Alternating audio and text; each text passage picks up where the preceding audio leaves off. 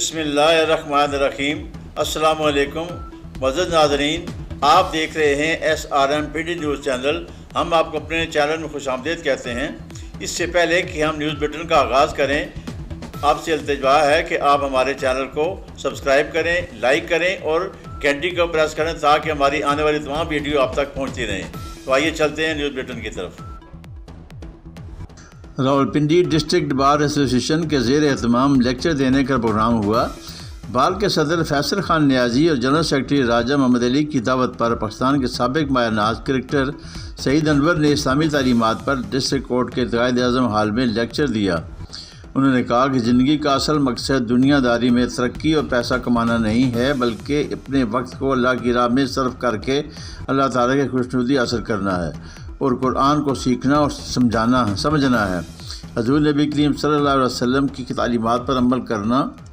اور نماز کو باجماعت قائم کرنا، دنیاوی معاملات میں اللہ تعالیٰ کے احکامات کو بجا لانا ہماری زندگی کا اصل مقصد ہے، اور یہ جو منافع ہے دین دنیا آخرت کا منافع بہت زیادہ 10 گنا بڑھ کر ہے۔ اللہ تعالیٰ ہمیں اور آپ کو ان تعلیمات پر عمل کرنے کی توفیق عطا فرمائے۔ تقریب کے اختتام پر بار کے سیکرٹری جنرل راجہ محمد علی اور صدر فیصل خان نیازی نے معزز مہمان کو شکریہ ادا کرتے ہوئے کہا کہ ہماری کوشش یہی رہی ہے کہ راولپنڈی ڈسٹرکٹ بار کے پلیٹ فارم سے ہم وکلاء کی فلاح و بہبود کے لیے ایسے اقدامات اٹھاتے رہے ہیں اور اسلامی تعلیمات کو وکلاء صاحبان تک پہنچانے کے لیے اس طرح کے لیکچرز کا اہتمام مزید کرنے کی ضرورت ہے، جو کہ ہم کریں گے۔ بعد ازاں ڈسٹرکٹ بار کے سیکرٹری جنرل محمد علی اور صدر فیصل خان نیازی، نائب صدر شاہد حمید بھٹی، جوائنٹ سیکرٹری ملک تجمل جاوید اور دیگر عہدیداروں نے سابق کرکٹر سعید انور کو گلدستہ پیش کیا۔ Peoples labour bureau central Punjab کے صوبائی سیکرٹری اطلاع سجاد حسین ساجد نے نگران حکومت سے اپیل کی ہے کہ 1 نومبر سے پیٹرول کی قیمت میں کم از کم 60 روپے فی لیٹر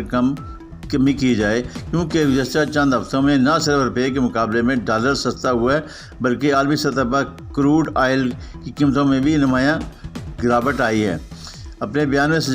ساجد نے وزارت پٹرولیم اور ارگنر کے ارباب اختیار سے مطالبہ کیا کہ ڈالر اور کروڈ آئل سستا ہونے کے بعد اب پٹرولیم مصنوعات کی قیمتوں میں کمی لانے کے لیے وہی فارمولہ استعمال کیا جائے جو یہ دونوں چیزیں مہنگی ہونے کی وجہ سے استعمال کیا جاتا ہے۔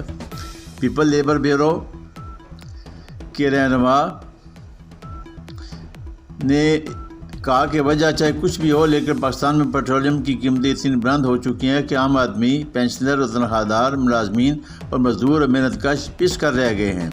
رہی سی کسر ذخیرہ اندوزوں اور مہنگائی مافیا نے نکال دی ہے۔ ٹرانسپورٹ مافیا نے پیٹرول قیمتوں کی آڑ میں ٹرانسپورٹ کے کرائے اتنے زیادہ بڑھا دیے ہیں کہ عام آدمی انتہائی ضروری سفر کرنے سے پہلے بھی 100 مرتبہ سوچتا ہے۔ ملازم پیشہ افراد کی آدھی تنخواہ پبلک ٹرانسپورٹ کے کرایوں کی نظر ہو جاتی ہے۔ انہوں نے نگران وزیر اعظم انوار اللہ کاکڑ سے اپیل کی کہ وہ جہاں غیر قانونی تارکین وطن کو ملک بدر کرنے اور ڈالر مافیا اور جرائم پیشہ عناصر کی سرکوبی کے لیے ضرورت مندانہ اقدامات اٹھا رہے ہیں، وہاں تھوڑی سی توجہ ملک میں آسمان سے باتیں کرتی مہنگائی اور غریب و متوسط طبقے کی حالت زار پر بھی دیں، اور بازار، منڈی اور ٹرانسپورٹ سے منسلک صوبائی محکموں کو ذخیرہ اندوزوں اور مہنگائی مافیا پر کڑی نظر رکھنے کی احکامات جاری کریں، خصوصاً صوبوں کی ریجنل ٹرانسپورٹ اتھارٹیز اندرون شہر اور انٹرا سٹی ٹرانسپورٹ کے بتحاشے بڑھائے گئے کرائے جائز اور مناسب سطح پر لانے کے لیے ہنگامی اقدامات اٹھائیں۔ جو جنرل عاصم منیر صاحب ہمارے شہردار ہیں اور ندیم انجم صاحب نے بہت خدمات کی ہیں۔ ہماری سیاست ہمیشہ فوج کی رہی ہے، سب کی فوج کے ساتھ رہی ہے، سب سیاستدانوں کی، لیکن یہ باہر آ کے اور باتیں کرتے ہیں، ملک سے باہر جاتے ہیں، یہ لوگ گالیاں دیتے ہیں۔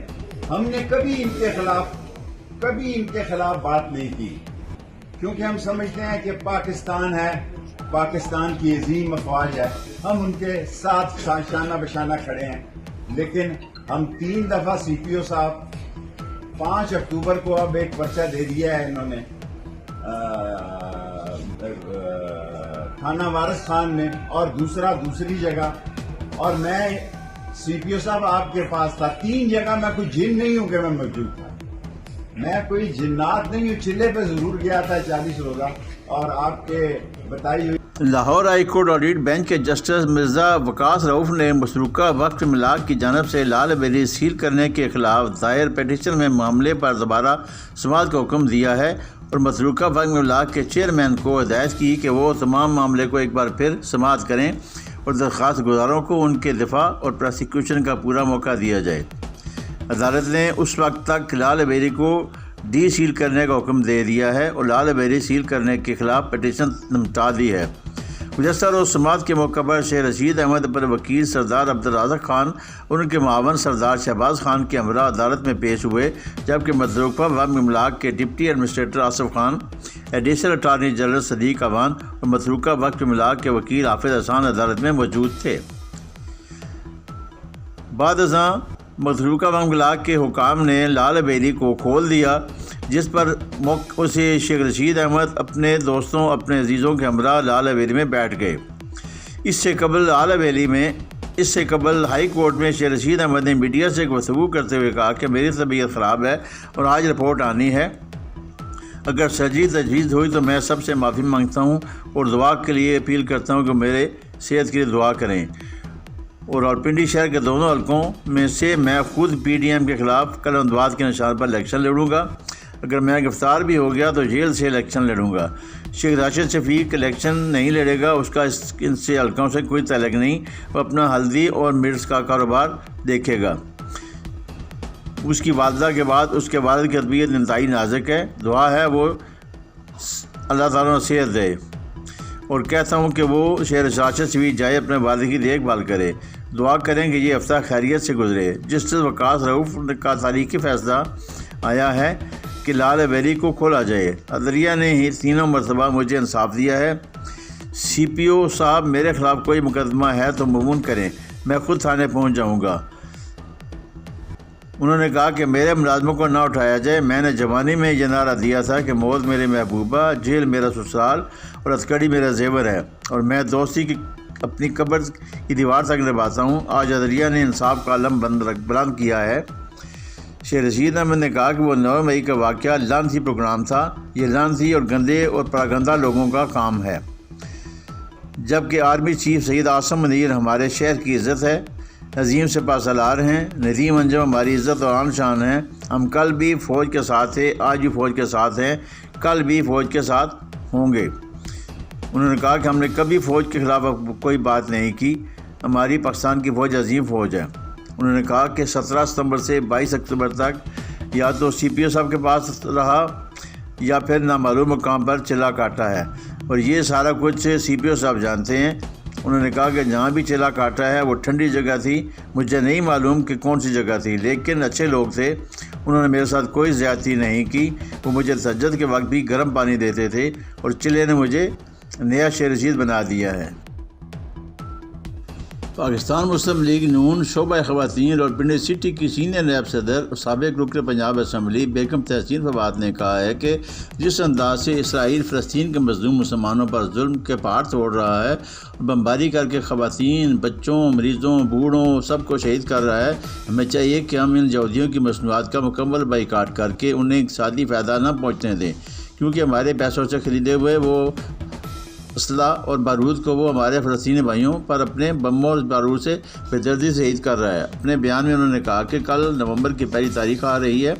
زیادہ تر گھروں میں مہینے کی پہلی تاریخوں میں پورے مہینے کا سودا سلف اور راشن خریدا جاتا ہے، اس لیے تمام پاکستانیوں خصوصاً مسلمانوں سے میری درخواست ہے کہ وہ یہودیوں کی مصنوعات کی بجائے پاکستانیوں کی مصنوعات خریدیں۔ پاکستانی ٹوٹا پھوٹا جیسا بھی ہے اپنے وطن کا ہے، اللہ کی دی ہوئی عظیم نعمت ہے، پاکستان سے محبت اور فلسطینی بھائیوں سے محبت کا اظہار کریں اور ثبوت دیں کہ ہم فلسطینی بھائیوں کی دشمن ہیں، ان کی خاطر، مسلمان بھائیوں کی خاطر جو جگہ جگہ ظلم کا شکار ہیں، یہ یہودیوں کی مصنوعات کا بائیکاٹ کر دیں، یہ بائیکاٹ آپ کا اخلاص ہے، اور تمام غیر ملکی اشیاء خریدنا چھوڑ دیں، کوالٹی پر کمپرومائز کر لیں، مسلمانوں کے خون پر نہیں۔ اللہ تعالی ہماری اور پوری امت مسلمہ کا حامی و ناصر ہو، آمین یا رب العالمین۔ چیئرمین امن کمیٹی سفیر امن معروف مذہبی اسکالر علامہ پیر سید اظہار بخاری نے کہا ہے کہ امن و امان اسلام کا حسن جبکہ بدامنی اسلام کی دشمن ہے۔ باہمی اختلافات اور تفرقات نے قوم کی مرکزیت کو کمزور کر دیا ہے، جس کی وجہ سے سامراجی طاقتیں غالب آ چکی ہیں۔ ان سامراجی قوتوں کا مقابلہ کرنے کے لیے ضروری ہے کہ 24 کروڑ عوام باہمی رنجشیں فراموش کر کے ایک پلیٹ فارم پر متحد ہو کر اپنی منتشر توانائیوں کو یکجا کر کے شیطانی پنجوں کی دھجیاں بکھیرنے کے لیے مذہبی بیداری کا ثبوت دیں۔